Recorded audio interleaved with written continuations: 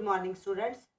Now, today we will start our unit 8. ठीक है, that is biomechanics and sports.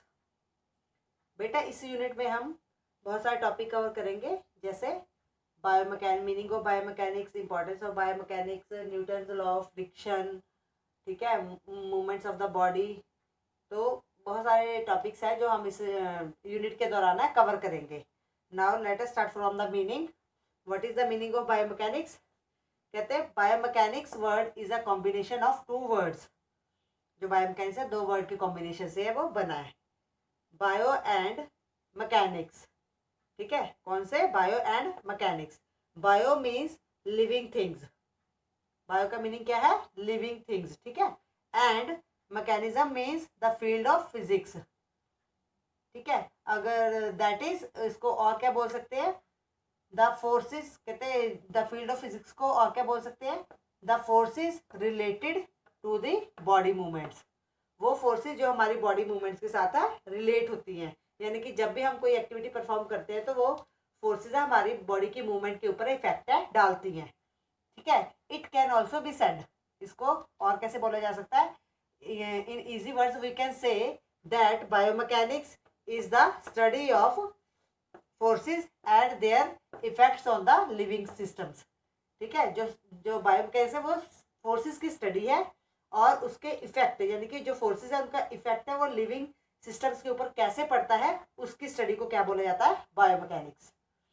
Now next topic is need and importance of biomechanics.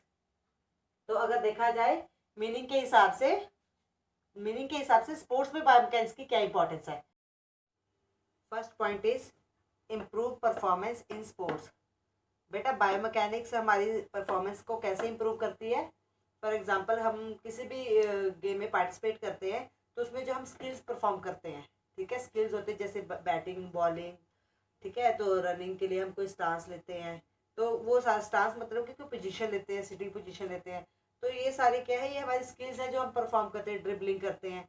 तो अगर हमें उस time पे ये पता लग जाए कि जो हमारी बॉडी मूवमेंट कर रही है उसके ऊपर कौन कौन सी फोर्सेज इफेक्ट कर रही हैं, जिसके कारण है हमारी जो मूवमेंट है वो कम हो रही है या उसकी परफॉर्मेंस के ऊपर इफेक्ट पड़ रहा है, अगर उसका हमें पता लग जाए तो हम उस इफेक्ट को है पॉजिटिव वे में चेंज कर सकते हैं। ठीक है, यानी कि उसके इफेक्ट को हमारी उस स्किल के ऊपर है उसका अच्छा प्रभाव पड़े, इसके लिए कुछ ना कुछ हम उसको सही कर सकते हैं।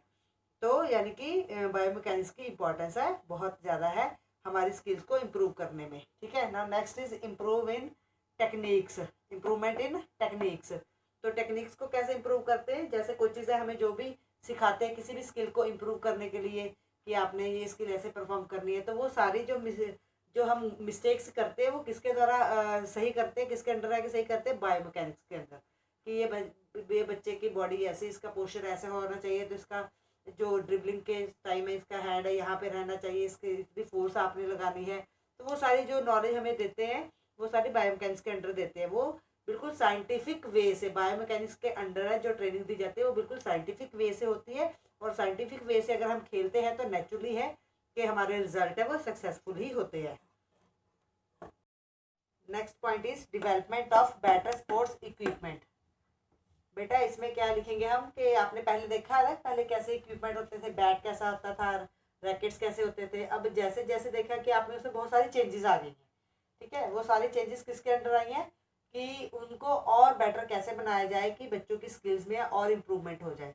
और बच्चों की स्किल्स में कैसे इम्प्रूवमेंट होते हैं? जबकि हम इफेक्ट ऑफ फोर्सेस को जानते हुए उनमें उनके इक्विपमेंट में कुछ इम्प्रूव करते हैं। ठीक है, जब वो इम्प्रूव होकर हमारे पास आते हैं तो हम जब उनके साथ परफॉर्म करते हैं तो नेचुरली हमारी परफॉर्मेंस है बहुत अच्छी होती है।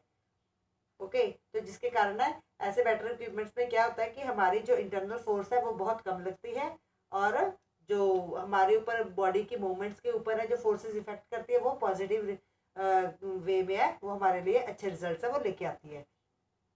Now next is improve training techniques. ठीक है, जैसे मैंने आपको ऊपर वाले पॉइंट में समझाया था कि कोई बच्चा है सिटिंग स्टार्ट ले रहा है तो उसकी बॉडी पोजीशन कैसी होनी चाहिए, जो कोच है वो सही करवाता है। सेम एज इट इज एक बच्चे की बॉडी की फिटनेस के अकॉर्डिंग है उसके लिए कौन सी टेक्निक सही रहेगी और वो कितनी जल्दी कौन सी स्किल है वो सीखेगा, उसके हिसाब से है वो टेक्निक्स में इम्प्रूवमेंट कर लेते हैं। ठीक है, वो सारी चीज़ें वो कहाँ किसके हिसाब से सीखते हैं, बायोमैकेनिक के अंडर है।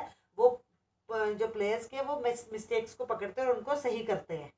ठीक है, तो बायोमैकेनिक्स का मेन पर्पज है यही है। नेक्स्ट है प्रिवेंट स्पोर्ट्स इंजरीज। इसमें क्या है कि हमें प्रॉपरली फोर्सेस का इफेक्ट हमारे ऊपर कितना है वो पता लग जाता है। तो उसमें क्या है कि हमारी जो बॉडी है, हम बॉडी को बैलेंस करके चलते हैं और नीड के अकॉर्डिंग ही अपनी बॉडीज की तरफ से फोर्स लगाते हैं। हमारी मसल्स है, मसल से काम लेते हैं, जिसकी वजह से जितनी हमारी बॉडी की अडेप्टेबिलिटी उसी के अकॉर्डिंग हम अपना शेड्यूल है वो फिक्स करते हैं। तो उसके हिसाब से क्या है कि हमें किसी भी तरह से कोई इंजरी, इंटरनल इंजरी या एक्सटर्नल इंजरी का वो है नुकसान है वो नहीं होता, यानी कि हमारी बॉडी के ऊपर इफेक्ट है वो नहीं होता, यानी कि उससे हम बच जाते हैं ना। Next is help in understanding the human body. बेटा हमें अपनी बॉडी की नॉलेज प्रॉपर हो जाती है। कैसे कि बायोमैकेनिक्स के अंडर है, हमें ये पता लग जाता है कि हमें कौन से बॉडी पार्ट से कितनी फोर्स लेनी है, कितनी पावर लगानी है। ठीक है, और कैसे स्किल परफॉर्म करनी है, हमारी बॉडी का पोस्चर कैसे रहेगा, और उसमें हमारे बॉडी के जो ऑर्गन्स है उनकी पोजीशंस क्या रहेगी। ठीक है, तो हमें प्रॉपरली अपनी बॉडी के की प्रॉपर नॉलेज हो जाती है, जिसके हिसाब से अपनी बॉडी के उन स्पेशली पार्ट्स को जो कि उसमें प्रॉपर गेम में यूज़ हो रहे हैं उनको हम स्ट्रेंथफुल वो बना सकते हैं। Now this is the explanation of all the points. You have to learn the points and explain in your words also according to the meaning of the biomechanics.